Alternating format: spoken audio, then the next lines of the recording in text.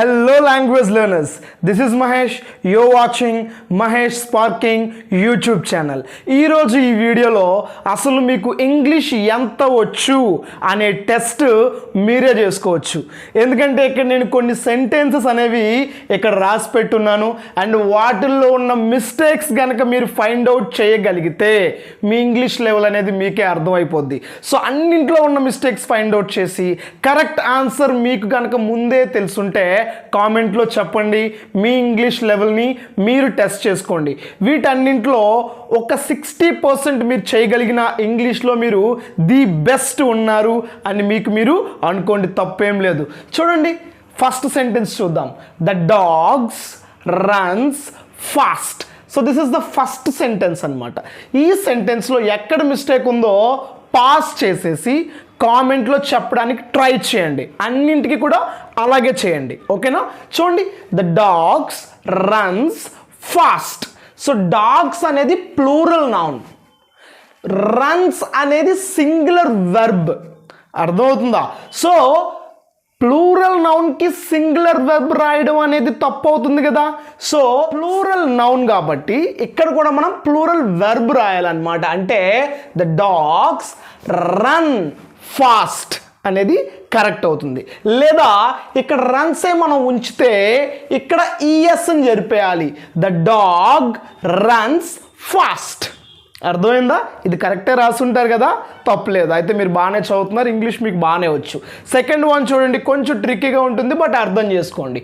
Each of the students are responsible for their assignments. చాలా జాగ్రత్తగా చూడండి. ఈ సెంటెన్స్లో ఎక్కడ మిస్టేక్ లేదు అని అనిపిస్తూ ఉంటుంది, but there is a mistake in this sentence. చూడండి, స్టూడెంట్స్ అన్నాం, ఆర్ అన్నాం, ఇది ప్లూరలే కదా, ఇది ప్లూరలే కదా, సరిపోయింది కదా అని అనుకుంటాం. కాదండి, ఈచ్ ఆఫ్ ది అంటే ఈచ్తో ఒక సెంటెన్స్ స్టార్ట్ అయితే అది సింగులర్ అని అర్థం అనమాట. It is the plural noun. ఇక్కడ ప్లూరల్ ఉన్నా కూడా ఈచ్తో ఆ నౌన్ ఉంది కాబట్టి we should consider it as singular. కాబట్టి ఇక్కడ మనం రాయాల్సింది singular verb. So each of the students is responsible for the assignments. అర్థమైందా? స్టూడెంట్స్ ప్లూరల్ ఉంది, ఈజ్ సింగులర్ ఉంది అని అనుకోవద్దు. ఈచ్ ప్లస్ ప్లూరల్ ఉన్నా కూడా అది సింగులర్గా కన్సిడర్ చేయాలి. అర్థమైంది కదా? సో నెక్స్ట్ చూడండి, my favourite colour are blue. Answer తెలిసిపోయి ఉంటుంది, కామెంట్లో చెప్పండి.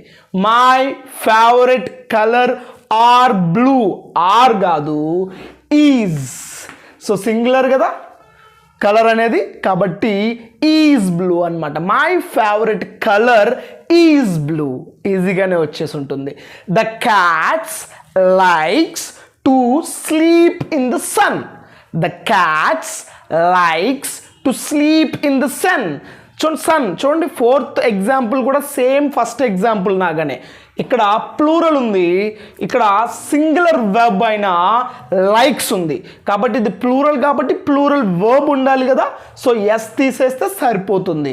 The cats like to sleep in the sun. అర్థమవుతుంది కదా? కామెంట్లో కూడా మీరు రాస్తున్నారు కదా, వెరీ గుడ్. సెంటెన్స్ చూద్దాం. None of the information were correct. Were అనేది వర్బ్ ఇక్కడ, ఇన్ఫర్మేషన్ అనేది నౌన్ ఇక్కడ. So information is an uncountable noun అండి. సో దీన్ని కౌంట్ చేయలేం కాబట్టి ఎప్పుడు కూడా దీన్ని మనం సింగులర్గానే కన్సిడర్ చేయాలి. కాబట్టి వర్ అనేది ప్లూరల్ వర్బ్ కదా. సో ఇక్కడేం వస్తుంది అంటే వాజ్ రాయాలి.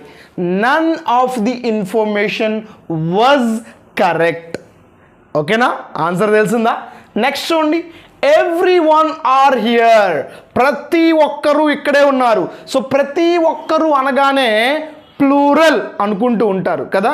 దీనికి రైట్ ఆన్సర్ తెలిస్తే కామెంట్ చేయండి, లైక్ చేయండి. లైక్ చేసి వీడియో పూర్తిగా చూడండి. నాకు కూడా ఇలాంటి వీడియోలు మరిన్ని చేయాలనే ఇంట్రెస్ట్ నాలో వస్తుంది అనమాట. అర్థమైంది? నన్ను ఎంకరేజ్ చేసిన వాళ్ళు అవుతారు. చూడండి, everyone are here. So ఎప్పుడైనా ఎవ్రీ వన్ కానీ, సంబడి కానీ, any one, each and nobody ఇలాంటి వర్డ్స్ మీకు కనిపిస్తే అవి ఎప్పుడు కూడా సింగులర్ వర్బ్స్ని తీసుకుంటాయి.